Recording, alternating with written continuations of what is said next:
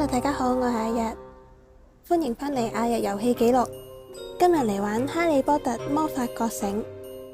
咁我哋今日呢就嚟打新副本異響之兆嘅5星，而且係隨機入野隊。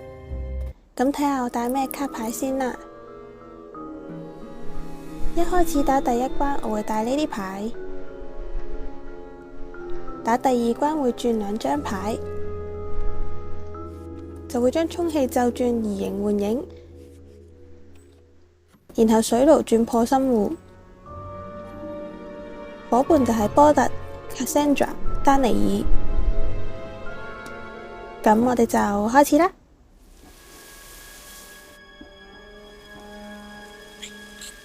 真係隨機入野隊，仲要係零溝通。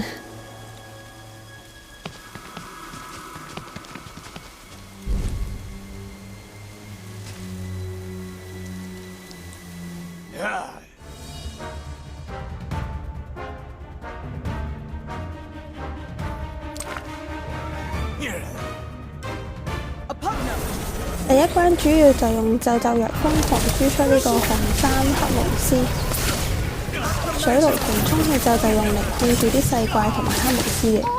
控住嘅時候就唔驚佢閃走，可以用煙花呢啲定點輸出嚟打佢。用完水爐就用充氣咒 keep 住控制黑巫師。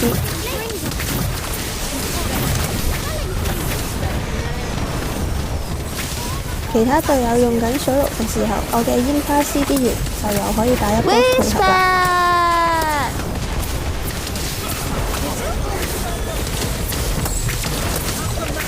原本係我用咒藥打黑巫師嘅，但佢打返我轉頭，即刻向後走位拉開距離。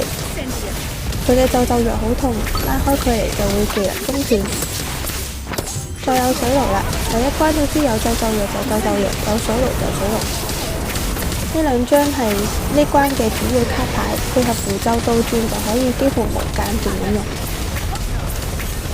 都可以自己同自己打配合，充氣咒控制加煙花輸出。惡魔之火出咗嚟，有水爐同埋充氣咒控制住呢就會好好多嘅。不過我見黑巫師血量得返幾千，即刻一個咒藥收佢氣。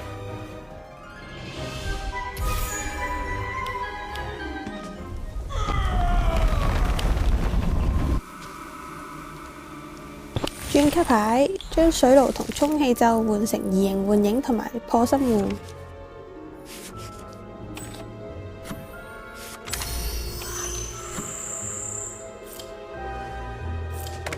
唔知點解隊友開咗個自動探索，迷之操作。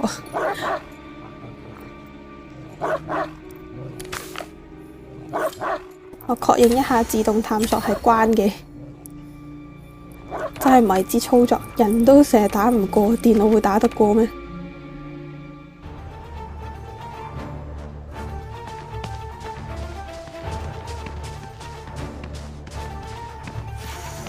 我用嘅係4-1打法，不過都係冇溝通到。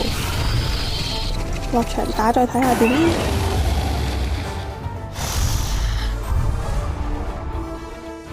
自動探索嘅隊友果然一入場就掉咗卡姐出嚟喺後場，見到隊友行咗去右邊嘅頭度，我就行去左中兩個頭度，企埋一齊係好易團滅嘅，要有一個人控住左中兩個頭嘅仇恨，其他人集中輸出一個頭，而右邊嘅頭係會噴毒圈，所以最優先打咗右邊頭先。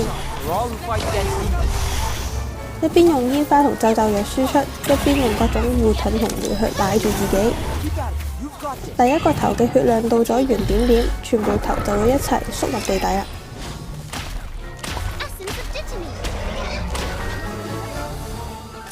趁唔使攻擊嘅空檔奶住自己先。頭又出返嚟，煙花記得瞄準2個頭中間，就可以一次過打2個頭啦。打到左邊蛇嘅圓點點啦。有隊友幫手奶住我，感謝。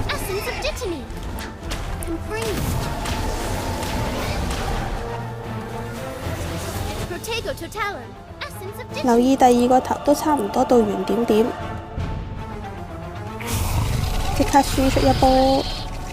呢度其實我擺錯咗卡姐嘅位置，一係就企前啲去中間個頭度擺，一係就等左邊頭出返嚟先擺。而家卡姐咩都冇做到就死咗啦。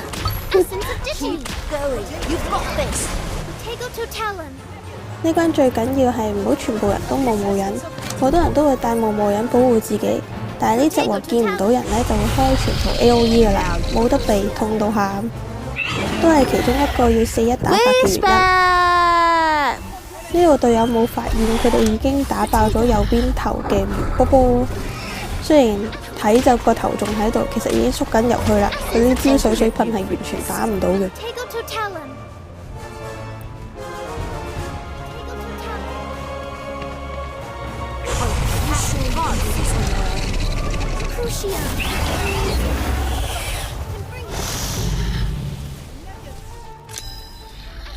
注意要走位避地下紅圈嘅落石。呢度撳錯掣，想放丹尼爾出嚟，點知撳咗做異形換影。隊友打贏第一個頭啦！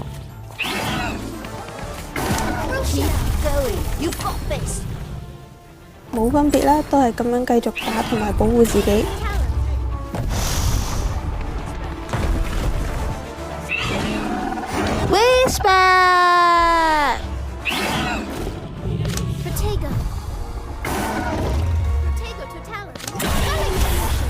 呢度明明打爆咗2個頭嘅圓波波，但係佢哋好似冇要縮返入去嘅意思。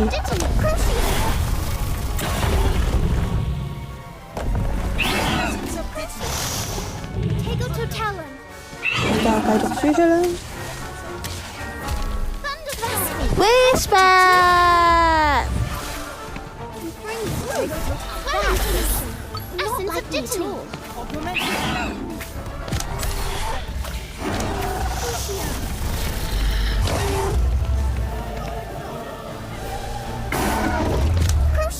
呢度直接死咗2個隊友。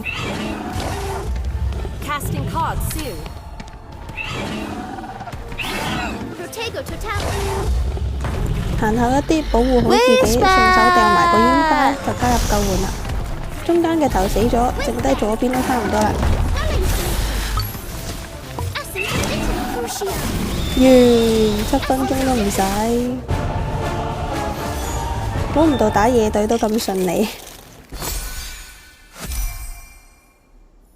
咁就打完咗異響之兆5星啦。